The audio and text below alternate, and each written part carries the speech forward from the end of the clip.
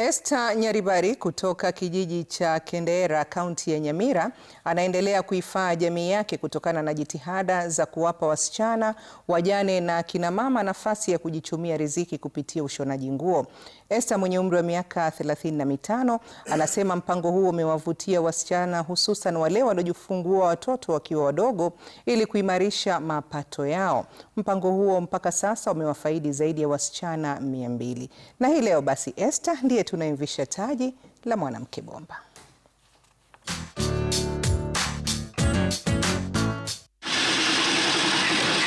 Kwa majina naitwa Esther Nyaribari kutoka Nyamira County. Mimi ni Head of Operations wa The Dignity CBO. It's a registered CBO kutoka Nyamira. So hapa tuko na wasichana ambao wanashona nguo na niko na wasichana 20 ambao tunafundisha hii kazi ya ufundi. Na hii kazi hii tumeianza kwa sababu kitambo kidogo nikiwa hapa nyumbani nilikuwa napata wasichana wenye changamoto sana, na nilikuwa nawasaidia mara kidogo kidogo nikiwa na namna ya kuwasaidia. Sasa ilifikia time yenye niliona sitaweza, kwa sababu wasichana ni wengi, wanatoka kwa familia zenye zina upungufu kidogo. Nikakuwa natafuta marafiki, tunachanga pesa kidogo kidogo, nikaanza kununua sanitary towels napeleka shule. So ikafikia nilikuwa nimefika kwa shule ya 7. At least kila shule kuanzia class 5 kwenda juu, wasichana nawapatia labda paketi 2. Sasa kuna rafiki yangu anaitwa Laura, aliona hii kazi yenye nafanya, akasema atakuja kutembelea hao wasichana. Hao wasichana wenye na support huku nyumbani ni wasichana 200. So wakati aliniambia anakuja, nikaweka hao wasichana pamoja, nikawaambia kuna wageni wanakuja, na wakati walikuja waliwapatia hizi sanitary towels za kawaida na wakawaletea zile reusable zenye wanatumia, wanafua, wanaanika alafu wanatumia tena. Wakati niliona wanazipigania, nilirudi wakati wageni wameenda, nikaangalia zile pads, nikaona ni kitu tunaweza tafuta locally materials zenye ziko na tutengeneze hizo vitu. So hapo ndio tukashare ideas na Laura, nikamwambia tunaweza fanya hii kazi hapa nyumbani, wakani support. Yeye pia sasa tunafanya kazi na hiyo organization yenye iko America inaitwa Together Alliance. So Together Alliance ikaingia ikatuprovidia hizi mashini, saa hizi ziko 9. So hao wasichana wetu wenye tunafundisha hapa, wasichana 20, majority ni wale wanatoka humble backgrounds. Unapata labda kuna ulevi kidogo, labda mzazi mmoja ni mlevi, mwingine si mlevi.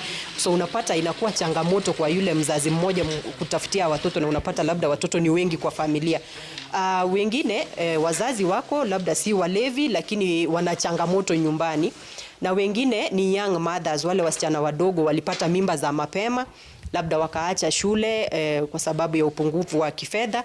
So ndio tukawaleta pamoja tuanze hii kazi. So far wasichana 20, majority kama wasichana 14 ni wanafunzi wa shule primary na secondary. Sasa kama saa hii wako shuleni, but wakifunga shule huwa wanakuja. Na hapa tuko na wasichana 6 ambao ni regular wao. Sasa wengine wanangoja kuingia college, wengine wanangoja kuingia university, wengine ni young mothers ambao sasa ni wetu hapa.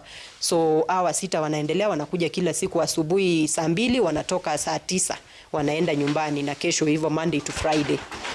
Impact yenye iko kwa jamii, society ilikuwa inawaona ni kama sasa maisha yao yamekwisha, hawataendelea, hawatakuwa watu wa maana katika siku za usoni.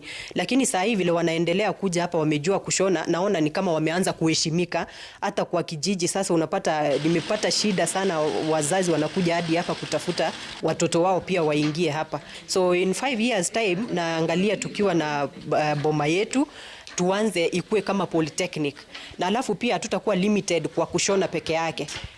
Tunaweza fanya pia kuwafundisha kusuka nywele, kuwafundisha vitu tofauti ambazo zitaleta positive impact. Pia ndio hawa wasichana wenye wanatoka familia zenye ziko chini waweze kuheshimika, na pia mbeleni wakuwe wamejisimamia. Changamoto ambazo ziko ni mingi sana kuanzia hapa. Hapa nyumbani wakati niliweka hizi mashina hapa, nilitafuta wale watoto wenye wanatoka katika ni familia ziko chini. Lakini kuna wazazi wengine unapata ni majirani ama ni wa hapa wenye wanaona ni kama ungechukua wangu uache fulani. Of which ukiangalia mapato yao unapata huyu wako chini, lakini pia hawakubaliani. Changamoto ingine ni wakati tuko na wasichana hapo, unapataka saa zingine shule zikifungwa mostly, unapata hapa nje kuna wasichana kama 30 na kila mtu anataka akanyage mashini. Huyu akitoka tu hivi kidogo unapata kuna mtoto ameingia amekanyaga na ameharibu hiyo mashini kwa sababu hajui vile inafaa kutumika. Alafu tena ningeweza kuomba kama kuna wahisani pale nje wanaweza furahishwa na hii kazi yenye hawa wasichana wanafanya hapa, labda watu fadhili kidogo, watu support in any way, maybe vitu ina deal na hizi kama machines, kama hizi materials wanatumia, ningeshukuru sana.